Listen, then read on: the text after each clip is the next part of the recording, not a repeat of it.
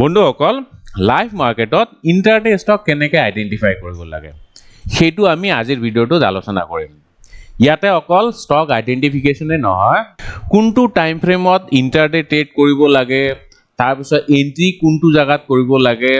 Stop loss ক'ত লগাব লাগে আৰু প্ৰফিট কোনটো জায়গাত বুক কৰিব লাগে, সেইখিনি বস্তু আমি আজিৰ ভিডিঅ'টোত আলোচনা কৰিবলৈ গৈ আছো। সো ভিডিঅ'টো শেষলৈকে নিশ্চয় চাব, ইয়াতে আপুনি বহুতখিনি মিনিংফুল ইনফৰমেশন পাব। আৰু এইখিনিতে মই আপোনালোকক অনুৰোধ কৰিব বিচাৰিম, যদি এতিয়ালৈ আপোনালোকে মোৰ চেনেলটো সাবস্ক্ৰাইব নাই কৰা Updex Assamese, দেন অনুগ্ৰহ কৰি সাবস্ক্ৰাইব কৰিব যাতে মোৰ চেনেলটোও গ্ৰো হয় আৰু লগতে আপোনালোকও শেয়াৰ মাৰ্কেটৰ জ্ঞানখিনি যাতে ফ্ৰীতে অৰ্জন কৰিব পাৰে। সো এনিৱে এতিয়া আমি আলোচনা কৰিম ইন্ট্ৰাডে ষ্টক কেনেকৈ ফাইন্ড আউট কৰিম। তো সবতছে প্ৰথমতে ইন্ট্ৰাডে ষ্টক আইডেন্টিফাই কৰিবলৈ হলে বহুত স্ক্যানাৰ আছে, ফ্ৰিলি अवेलेबल হয়। সো কিন্তু মোৰ ফেভাৰিট এইটো হয় ট্ৰেডিং ভিউ স্ক্যানাৰ। এইটো ট্ৰেডিং ভিউ স্ক্যানাৰ হয়, আপোনালোকে কি কৰিব in.tradingview.com হেতু মাৰিব। তো ইয়াতে আপুনি ৰিয়েল টাইম ডেটা পাই যাব, একদম 1 সেকেন্ডৰ ডিলে নাথাকে। সো ইয়াতে আপুনি আহি পেলাই প্ৰথমতে কি চাব, নিফটি বা সেনসেক্সৰ চাৰ্টটো চাব। মানে ব্ৰডাৰ মাৰ্কেটৰ সেন্টিমেন্ট কি হেতু জানা কিন্তু অতি দৰকাৰ। ব্ৰডাৰ মাৰ্কেট মানে নিফটি আৰু সেনসেক্স। নিফটি আৰু সেনসেক্স যদি পজিটিভ হৈ আছে, মানে নিফটি আৰু সেনসেক্স যদি বুলিশ হৈ আছে, তেতিয়া হলে আপোনালোকে এনেকুৱা ষ্টকত ট্ৰেড কৰিব যোনবিলাক আজি ওপৰলৈ গৈ আছে, মানে বুলিশ সেন্টিমেন্টত আছে। দ্যাট মিন্স আপোনালোকে লং পজিশন বনাব লাগিব। আৰু যদি ব্ৰডাৰ মাৰ্কেটটো বেয়াৰিশ হয়, তললৈ গৈ আছে, তেতিয়া হলে আপোনালোকে কি কৰিব, শৰ্ট সাইডত ট্ৰেড কৰিব। মানে আপোনালোকে এনেকুৱা ষ্টকত ট্ৰেড কৰিব যোনবিলাক ডাউনৱাৰ্ড মুভমেন্ট দেখাই আছে, আৰু তাতে কি কৰিব, প্ৰথমতে আপোনালোকে সেল কৰিব আৰু যেতিয়া তললৈ আহিব তেতিয়া আপোনালোকে বাই বেক কৰি দিব। তো এইটো কৰিলে কি হ'ব, যোনটো ডিফাৰেন্স হল, ধৰি লওক 110 টকাত আপোনালোকে বেছি দিলে প্ৰথমতে, আৰু কি কৰিলে যেতিয়া ই কমি গল 100 টকালৈকে আহি গল, তেতিয়া আপোনালোকে বাই কৰিলে। সো ইয়াৰে যোনটো ডিফাৰেন্স হল, ডিফাৰেন্সটো কিমান, 10 টকা। সো সেইটো আপোনালোকৰ প্ৰফিট হ'ব। তো সেইটোক শৰ্ট সেলিং বুলিও কয়। আপোনালোকে চাগে জানে এইটো কি বস্তু। সো যদি নাজানে ইয়াৰ ওপৰত মই এটা ভিডিও বনাম। তো এনিৱে তো ব্ৰডাৰ মাৰ্কেট সেন্টিমেন্ট আপুনি আগে চাবই লাগিব। সো যদি বুলিশ হয় তেতিয়া হলে আমি লং সাইডত ট্ৰেড কৰিম, আৰু যদি বেয়াৰিশ হয় তেতিয়া হলে আপোনালোকে শৰ্ট সাইডত ট্ৰেড কৰিব। ঠিক আছে। তো ধৰি লওক মাৰ্কেট আজি বুলিশ, আপোনালোকে কি কৰিব, মাৰ্কেট খোলাৰ লগে লগে তো ট্ৰেড নকৰে, অলপ দেৰি আপোনালোকে ওয়েট কৰিব। ধৰি লওক 5 মিনিট মান ওয়েট কৰিলে, 920 হৈ গল, 15ত ওপেন হয় তো, সো 5 মিনিট পিছত মানে 920 হৈ গল। তেতিয়া কি কৰিব, ইয়াতে আহি ট্ৰেডিং ভিউৰ যোনটো স্ক্যানাৰ আছে এইটো ৰান কৰিব। ইয়াতে আহি পেলাই ইয়াতে ভল বুলি লিখা আছে, ভল মানে ভলিউম, ভলিউমটো স্ক্ৰিন কৰিব। ভলিউম স্ক্ৰিন কৰাৰ মানে অবজেক্টিভটো কি, ভলিউমটো স্ক্ৰিন কৰিলে আপোনালোকে গম পাব খোলাৰ লগে লগে কোনবিলাক ষ্টক আজি বেছি ভলিউমত ট্ৰেড হৈ আছে। আৰু ট্ৰেডিংৰ ভলিউমটো এটা ইম্পৰ্টেন্ট ফেক্টৰ হয়। যদি বেছি ভলিউমত ট্ৰেড কৰি আছে, তাৰমানে সেইটো ষ্টকত নিশ্চয় কিবা নহয় কিবা এটা নিউজ আছে। ঠিক আছে। তো 5 মিনিট পিছত আপোনালোকে কি কৰিব, মিনিমাম 5 লাখৰ ভলিউম চাব। যোনবিলাক ষ্টক উইদিন দিস পিৰিয়ড, মানে 5 মিনিটৰ ভিতৰত যদি মোৰ দেন 5 লাখৰ ভলিউমত ট্ৰেড হৈছে, সেইবিলাক ষ্টক আপুনি ইয়াতে চাব। চালে তাৰপিছত কি কৰিব, ওচৰতে চাওক এইটো পাৰ্চেন্টেজ বুলি আছে, পাৰ্চেন্টেজত এবাৰ এনেকৈ ক্লিক কৰি দিব। এবাৰ ক্লিক কৰিলে কি হ'ব, এইটো এটা ডিসেন্ডিং অৰ্ডাৰত এৰেঞ্জ হৈ যাব। মানে আজি চাওক এইবিলাক ষ্টক 20% ওপৰলৈ গৈছে, দেন 19%, 16%, 15%। তো ডিসেন্ডিং অৰ্ডাৰত এইবিলাক এৰেঞ্জ হৈ যাব। সো তাৰ পিছত আপুনি এটা এটা ষ্টক এনেকৈ খুলি চাব। আৰু প্ৰথমতে কি কৰিব, ডেইলি চাৰ্ট চাব। আপনি ইন্ট্ৰাডে ট্ৰেড কৰি আছে, কিন্তু চাৰ্টটো আগে ডেইলি চাৰ্ট চাব লাগিব। ডেইলি চাৰ্টত আপোনালোকে গম পাব ব্ৰডাৰ সেন্টিমেন্টটো কেনেকুৱা, মানে শৰ্ট টাৰ্ম পিৰিয়ড, এসপ্তাহ, 10 দিন বা 15 দিনত এই ষ্টকটো কলৈকে যাব পাৰে। তো সেইটো চোৱাও অতি দৰকাৰ। সো সেইকাৰণে আপুনি ডেইলি চাৰ্টত সেইটো চাই ল'ব শৰ্ট টাৰ্ম সেন্টিমেন্ট কেনেকুৱা। তাৰপিছত ইয়াতে ষ্টকবিলাক আপুনি এটা এটাকে চাব। যোনবিলাক সৰু সুৰা ষ্টক আছে সেইবিলাকতো নাচাব, যেনেকৈ লেছ দেন 100 ৰুপিজৰ যোনবিলাক ষ্টক আছে সেইবিলাকত আপোনালোক ট্ৰেডেই নকৰিব। আৰু এইবিলাক যেনেকৈ ষ্টক আছে, ইণ্ডো কাউণ্ট আছে, KIOCL এইবিলাক সৰু ষ্টক মানে এইবিলাক নাম নথকা ষ্টক এইবিলাকৰ ভলিউম কম থাকে এদিন কিবা কাৰণত ভলিউম আহিছে হেতু বুলি আপোনালোক ইয়াত ট্ৰেড নকৰিব কাৰণ ট্ৰেপড হৈ যাব পাৰে ঠিক আছে সো যোনবিলাক নিফটি 50 ষ্টক আছে সেইবিলাক প্ৰিফাৰ কৰিব তাত যদি ষ্টক বিচাৰি নাপায় তেতিয়া হলে আপোনালোকে নিফটি নেক্সট 50 আপোনালোকে এটা চাৰ্ট বনাই লব কোনখিনি ষ্টকত আপোনালোকে ইন্টাৰডে ট্ৰেড কৰিব তাৰ ভিতৰতে সদায় আপোনালোকে ট্ৰেড কৰিব লাগিব আৰু লিষ্টৰ পৰা চাব ইয়াতে কোন কেটা ষ্টক আহিছে ঠিক আছে যেনেকে ষ্টাইট সাসুন বুলি যোনটো ষ্টক আছে সেইটো ষ্টক ট্ৰেড কৰিব পাৰে মোটামুটি লিকুইড হয় এইটো চাওক শর্ট টার্ম যদি আপনি চার্ট চায় শর্ট টার্মত ইমান খাস নহয় কিন্তু ঠিক আছে ইয়াতে কি হৈছে বহুত দিন এইখিনি জায়গাত কনসলিডেট কৰি আছে সো ইমান খাস মই নাই দেখা ইয়াত সো এনেকুৱা ষ্টকত আপোনালোকে ট্ৰেড নকৰিব যোনবিলাক ষ্টক ট্ৰেন্ডিং হৈ আছে মানে ওপৰলে এনেকে গৈ আছে সেইবিলাক ষ্টকত যদি আপনি বাই কৰে প্ৰফিট পোৱা চান্সটো বেছি থাকে ঠিক আছে সো এইটো যেনেকে অলপ সাইডওয়েজ যেন পাই আছো ইয়াতে ট্ৰেড নকৰিব তেনেকে আপোনালোকে বিচাৰিব লাগিব এনেকে চাওক যোনবিলাক ভাল ষ্টক তাতেহে আপনি ট্ৰেড কৰিব সো এতিয়ালৈ কিন্তু তেনেকে মই ভাল ষ্টক নাই পোৱা গ্ৰেনিউলস টু ঠিকঠাক বঢ়িয়া ষ্টকে হয় ইয়াতো চাওক ইয়াৰ স্ট্ৰাকচাৰটো ইমান ষ্ট্ৰং নহয় মাৰ্কেটটো কি হৈছে প্ৰথমতে ই তললে গৈছে ঠিক আছে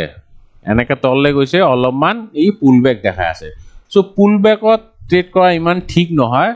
যদি অলপ ৰিস্ক লব বিচাৰে তেতিয়াহে আপনি ট্ৰেড কৰিব আৰু আজি অলপমান ভালে আছিল কাৰণ এইখিনি জায়গা মই অলপমান মোহাৰি দিছো এইখিনি জায়গাত কি হৈছে কেইদিনমান কনসলিডেট কৰিছে হয় নে নাই আৰু আজি কি হৈছে গ্যাপ আপ ওপেন হৈছে সো এই জায়গাটো অলপমান ৰেজিস্ট্যান্সৰ কাম কৰিছে আৰু আজি যেহেতু ই ৰেজিস্ট্যান্সৰ ওপৰত গৈ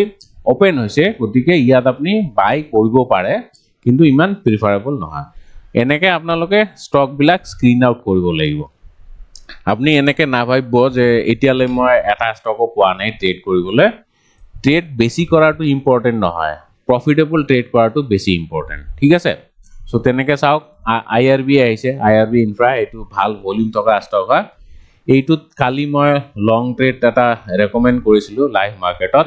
মই থাৰ্সডে লাইভ আহো মোৰ যেটো হিন্দী ইউটিউব চেনেল আছে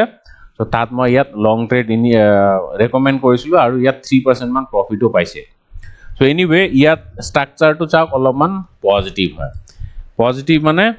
মাৰ্কেট এনেকে তললে গৈছে তললে যোৱাৰ পিছত ই ওপৰলে গৈ আছে এতিয়া পুল ব্যাক সো এইখিনি পয়েন্টত এটা ৰিভাৰ্সাল পয়েন্ট হয় সো ইয়াৰ পৰা ই ওপৰলে গৈ আছে সো ইয়াতে আপোনালোকে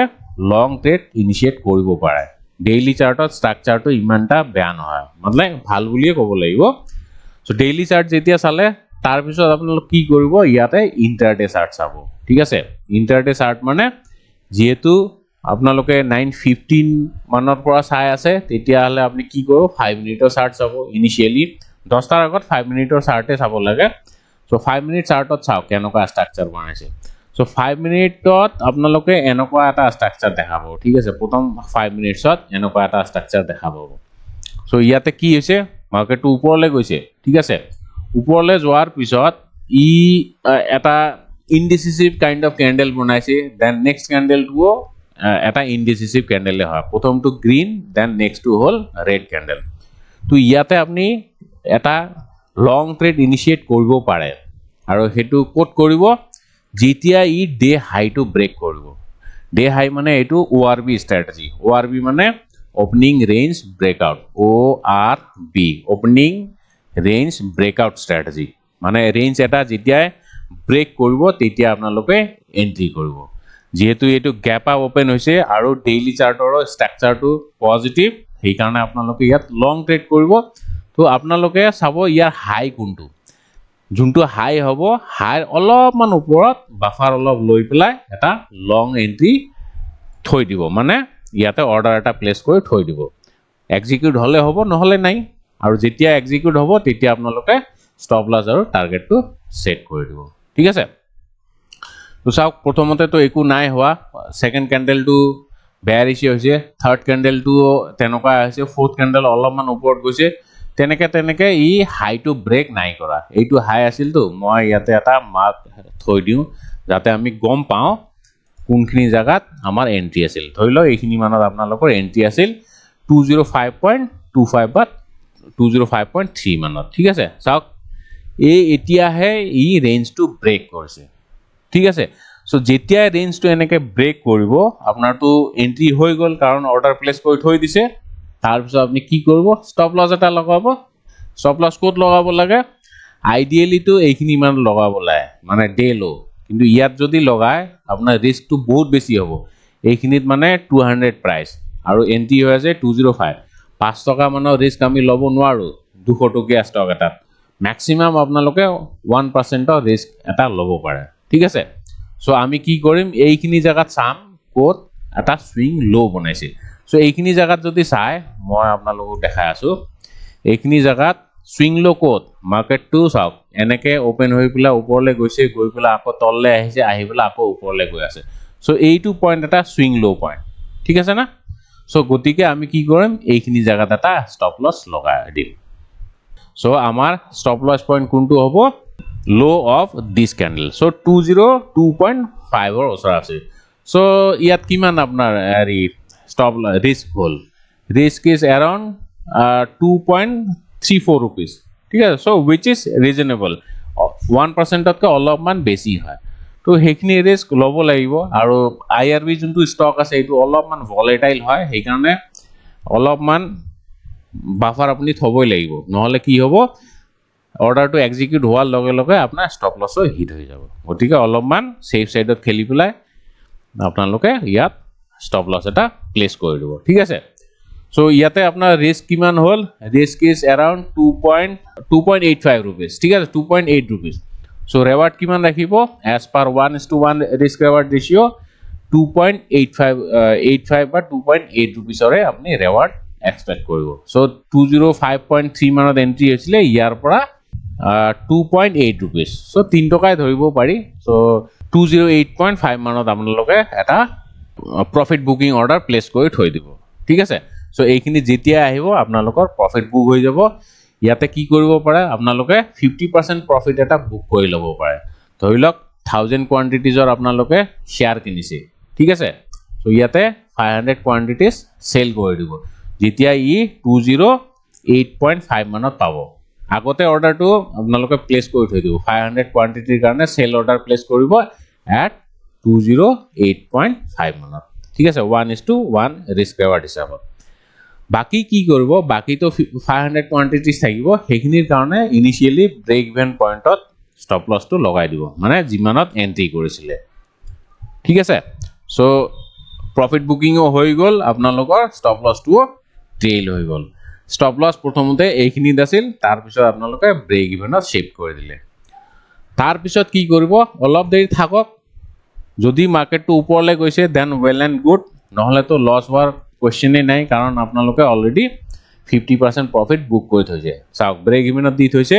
নেক্সট টাইম কি হল ই লাহে লাহে আহি পেলাই তলত আহি গল আহি পেলাই আপোনাৰ স্টপ লস টো খাই দিলে মানে ব্ৰেক ইভেনত ওলাই আহিলে সো ইয়াতে আপোনাৰ প্ৰফিটটো কি হল যদিও আমি 1.8% মানৰ প্ৰফিট দেখা পাইছো কাৰণ 50% অৰে আমি 1.8% অৰ প্ৰফিট পালো বাকি 50% অৰ তো ব্ৰেক ইভেনত লগা আছিল স্টপ লস গতিকে ওভাৰঅল যোনটো প্ৰফিট হ'ব হেতু अराउंड 0.9% মান হ'ব সো 0.9% প্ৰফিট ইন্টাৰডেত হেতু ধুনিয়া প্ৰফিট হয় ঠিক আছে হেতু বেয়া বুলি না ভাবিব কাৰণ কেতিয়াবা এনেকুৱা হ'ব আপুনি বহুত বেছি প্ৰফিট পাব 3% 4% মানৰ প্ৰফিট পাব আৰু কেতিয়াবা আপোনালোকক 0.5% বা 0.25% তো হ্যাপি হৈ থাকিব লাগিব সো ইন্টাৰডে ট্ৰেডিংত আপুনি সদায় বেছি পইচা এক্সপেক্ট নকৰিব যোনখিনি পায় হেখিনি লয় সন্তুষ্ট হৈ থাকিব লাগিব ইয়াতে মেইন হল আপোনাৰ ক্যাপিটাল প্ৰটেকশন যদি ইয়াতে আপুনি স্টপ লস টো টেইল নকৰিলে হয় বা 50% প্ৰফিট বুক নকৰিলে হয় 2% বা 3% মানৰ এটা টাৰ্গেট সেট কৰি পেলাই বহি থাকিলে হয় তেতিয়া কি হল হয় আপোনাৰ 1.5 পইচাও নাপালে হয় ই উল্টা তললে আহি স্টপ লস টোৱে খাই দিলে হয় গতিকে capital protection is must in intraday trading not only in intraday trading but any kinds of trading so এনেকে আপোনালোকে এন্ট্ৰি কৰিব লাগিব আৰু প্ৰফিট বুক কৰিব লাগিব ঠিক আছে so এনেকে ধৰি লওক লং সাইডত এনেকে ট্ৰেড কৰিলে আৰু যদি বাই চান্স মাৰ্কেট বেয়াৰিছ হয় তেতিয়া কি কৰিব তেতিয়া আপোনালোকে আকৌ এবাৰ ইয়াতে পাৰ্সেন্টেজ চেঞ্জ আছে যে ইয়াত ক্লিক কৰি দিব তেতিয়া কি হ'ব ষ্টক বিলাক ascending অৰ্ডাৰত এৰেঞ্জ হ'ব তাৰ পিছত আপুনি চাওক কিছুমান ষ্টক আজি যেনেকে 40% নামিছে 9% 6% 5% সো তেনেকে ষ্টক বিলাক এটা এটাকে চাব ইয়াতো একে প্ৰসিডিউৰ প্ৰথমতে ডেইলি চাৰ্ট চাব সো ইয়াত খালি আপোনালোক কি কৰিব লাগিব এনেকুৱা ষ্টকত ট্ৰেড কৰিব যোনবিলাকৰ ষ্ট্ৰাকচাৰটো উইক হয় কাৰণ আপুনি শৰ্ট সেল কৰিব ঠিক আছে সেই কাৰণে তেনেকুৱা ষ্টকে চাব লাগিব ষ্টাৰ হেলথটো চাই লওঁ এবাৰ ষ্টাৰ হেলথৰ চাওক এনেকুৱা যদি ষ্ট্ৰাকচাৰ পায় ন এনেকুৱা ষ্ট্ৰাকচাৰ আপোনালোকে ডেফিনেটলি ট্ৰেড কৰিব কাৰণ কি হৈছে ইয়াত বহুত দিনৰ পৰা ষ্টকটো ডাউন হৈ আছে হয় নাই ইয়াতে চাওক এই দিনৰ পৰা স্পেশালি গ্যাপ ডাউন ওপেন হৈছে বহুত তললে আহিছে দেন নেক্সট ডে বেয়াৰিশ আছিল নেক্সট ডে বেয়াৰিশ ৰেড ক্যান্ডেলে ফৰ্ম হৈ আছে আৰু ইয়াত যোনটো ইম্পৰ্টেন্ট সাপোৰ্ট জোন আছিল সেইটো ব্ৰেক কৰিছে ঠিক আছে 600 লেভেল তো এটো ব্ৰেক কৰিছে মানে ইম্পৰ্টেন্ট সাপোৰ্ট যেহেতু ব্ৰেক হৈছে ই আৰু তললে যোৱাৰ সম্ভাৱনা থাকে গতিকে এনেকুৱা ষ্টকত ডেফিনেটলি আপোনালোকে সেল কৰিব পাৰে সো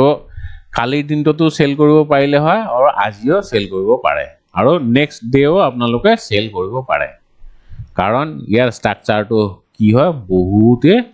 উইক হয় ঠিক আছে সো এনেকুৱা ষ্টকত আপোনালোকে শৰ্ট সেল কৰিব পাৰে সো তেনেকে আপোনালোকে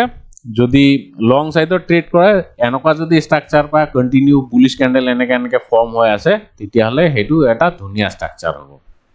প্ৰথমতে ডেইলি চাৰ্ট চাবই লাগিব ডেইলি চাৰ্ট চোৱাৰ পিছত যদি ষ্ট্ৰাকচাৰটো ঠিক থাকে তেতিয়া হলে আপোনালোকে ইন্টাৰডে চাৰ্ট চাব ঠিক আছে 5 মিনিট চাৰ্ট 10 মিনিট বা 15 মিনিট চাৰ্ট চাব পাৰে আৰু মই যে কৈছিলো কোনটো টাইমত ট্ৰেড কৰিবলৈ ভাল ইন্টাৰডে ট্ৰেড কৰিবলৈ হলে সদায় আপোনালোকে ফাৰ্স্ট হাফতে ট্ৰেড কৰিব মানে মাৰ্কেটটো খোলাৰ লগে লগে 9:15 ত খুলিলে তো 5 মিনিট মান ওয়েট কৰিব এটা ক্যান্ডেল এট লিস্ট ফৰ্ম হ'বলৈ দিয়ক ক্যান্ডেলটো যেতিয়া ফৰ্ম হ'ব তাৰ পিছত আপোনালোকে যিকোনো ষ্ট্ৰেটেজি বনাব পাৰে ওআৰবি ষ্ট্ৰেটেজি আছে আপোনালোকে ইন্ডিকেটৰ বেসড ট্ৰেডিং কৰিব পাৰে চাৰ্ট প্যাটাৰ্ন কৰিব পাৰে এইবিলাকৰ ওপৰত মই ভিডিও বনাম বেলেগ ভিডিও বনাম ষ্ট্ৰেটেজি লৈ পেলাই সো সেই কাৰণে চেনেলটো সাবস্ক্ৰাইব কৰিব আৰু নোটিফিকেশনটো অন কৰি থব যাতে মই যেতিয়া ভিডিও আপলোড কৰো তাৰ নোটিফিকেশন পাই থাকে তো 9:15 ত ওপেন হল তো 5 মিনিট ওয়েট কৰিলে মানে 9:20 ত আপুনি যিকোনো স্ক্যানাৰ ৰান কৰি চাব তাৰ পিছতে আপোনালোকে এন্ট্ৰি কৰিব আৰু ইন্টাৰডেৰ যোনটো বেস্ট টাইম ফ্ৰেম হয় হেতু হয় আপ টু 10:30 লৈকে সো 10:30 লৈকে আপোনালোকে চাব 9:20 ৰ পৰা 10:30 ম্যাক্সিমাম 11 টা লৈকে আপোনালোকে ট্ৰেড কৰিব পাৰে 11 টাৰ পৰা আপোনালোকে ট্ৰেড নকৰিব কাৰণ তাৰ পিছত মাৰ্কেটটো একদম লেহেম গতিত মুভ কৰি থাকে আপোনালোক বৰ হৈ যাব আৰু যদি দুপুৰীয়া ভাগত ট্ৰেড কৰিব বিচাৰে 12:30 মানত ইউৰোপিয়ান মাৰ্কেট ওপেন হয় সো তাৰ পিছত আপোনালোকে ট্ৰেড কৰিব পাৰে সো 1টা বজাৰ পৰা 2টা ভিতৰত তাৰ পিছতটো নকৰিব আৰু 3টা আগতটো আপোনালোকে স্কয়াৰ অফ কৰিবই লাগিব সেই কাৰণে সেইখিনি টাইম ফ্ৰেমতে সবতছে বেস্ট হয় ইন্টাৰডে ট্ৰেড কৰিবলৈ সো আজিৰ ভিডিওটো ইমানে আশা কৰো এই ভিডিওটোত আপোনালোক কিছুমান মিনিংফুল ইনফৰমেশন পাইছে আৰু যদি ভিডিওটো ভাল পাইছে আপোনালোকৰ যোনবিলাক লগৰ আছে তালে শেয়াৰ কৰক আৰু মইতো শুনিছো নলেজ শেয়াৰ কৰিলে সদায় বাঢ়ে গতিকে আপোনালোকৰ নলেজও বঢ়াওক আৰু আপোনালোকৰ ফ্ৰেণ্ডৰ মাজতো নলেজটো শেয়াৰ কৰি থাকক so that's all for today thank you see you in the next